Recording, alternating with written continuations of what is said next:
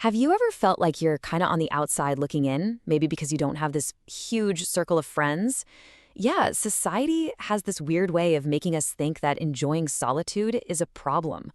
Like it's some kind of red flag that something's off. But is that actually true? Is being alone really a red flag? Well, it turns out psychology tells a very different story. And honestly, it's a much more powerful one. And this, right here, is the heart of what we're digging into. What society often labels as being broken or a flaw is actually a sign of some incredibly rare and powerful strengths. We're not talking about flaws here. We're talking about superpowers. So, in this explainer, here's our game plan. We're going to start by taking apart the myth of solitude. Then we'll uncover the inner strengths these folks have. After that, we'll look at the outer walls they build to protect themselves. And finally, we'll explore the incredible power of depth that really defines them. All right, let's jump right into part one, the myth of solitude.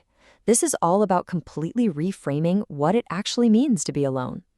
Let's just get this straight from the get-go. The traits we're about to talk about, they are not character flaws. Think of them more like superpowers in disguise. Yeah, they might make deep connections a little trickier to form, but when they do happen, they are unbelievably meaningful. So where do these so-called superpowers even come from? Well, let's take a look at the inner strengths that really define these individuals, starting with two big ones, independence and sensitivity. Okay, first up is this profound independence. And I'm not just talking about people who can get by on their own. I mean people who genuinely thrive in that space. They handle all of life's challenges and curveballs without needing a constant cheer squad or validation from others. Psychology has a really powerful term for this, self-sufficiency.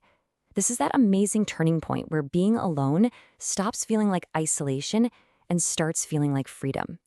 It's basically the secret ingredient to this almost unbreakable kind of confidence. The second inner strength is a heightened sensitivity. This is that feeling like the world just hits you a little bit harder, You're the one who picks up on those tiny shifts in tone, the unspoken vibes, the whole energy of a room in a way that most people just miss. And get this, how rare is this exactly? Well, scientists figure only about 15 to 20% of the population is actually wired this way. It's not something everybody experiences, which is a huge reason why it can sometimes feel so isolating. Now, this sensitivity, it's kind of like a double-edged sword. On one hand, it's an incredible gift for things like empathy and creativity.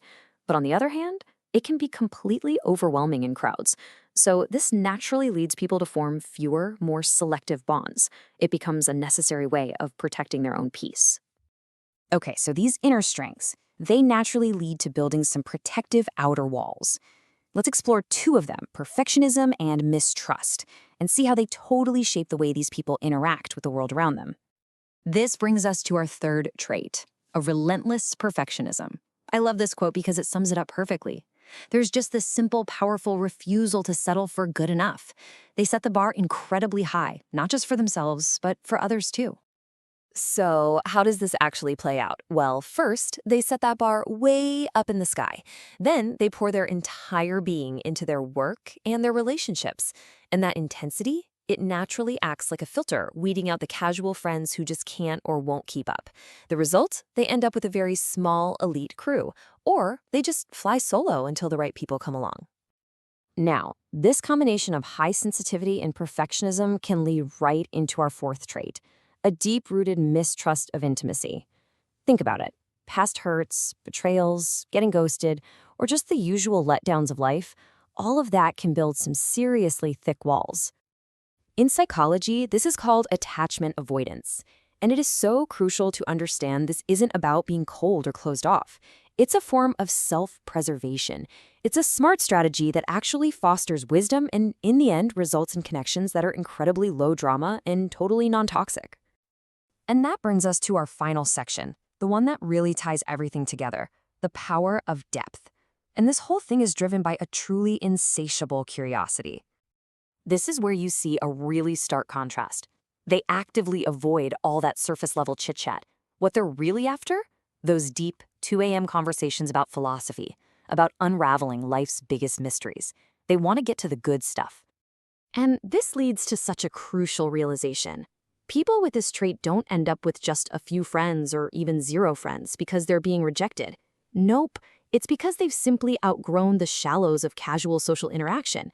Their solitude is a choice, not a failure. So when you put it all together, this fascinating picture starts to emerge.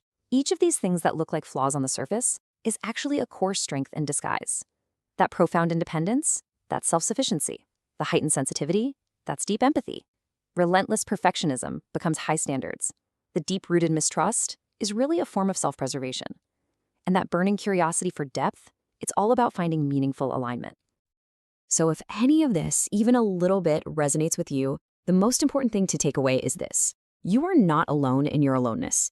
It's not a weakness, it is a sign of profound strength.